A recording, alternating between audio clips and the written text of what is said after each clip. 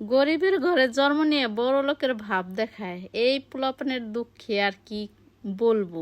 পোলাপানে অনেক জ্বালাই খায়। আসসালামু আলাইকুম বন্ধুগণ, কেমন আছো সবাই? আশা করি সবাই ভালো আছো। তো কালকে যেহেতু মুরগির গোশ রান্না করছি, সে মুরগির গোশের 3 পিস গোশ আছে। পোলাপানলে বললাম যে খায় ফেলা, তারা খাইবো না, বাসি হয়ে গেছে।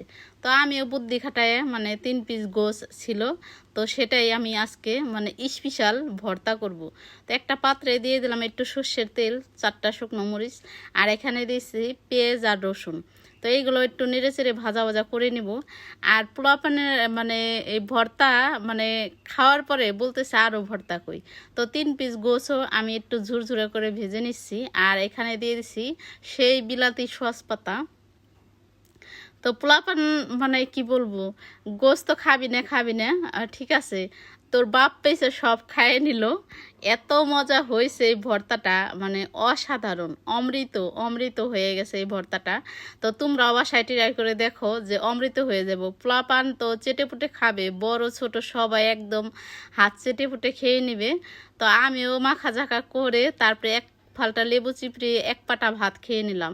ওহ সেই স্বাদ।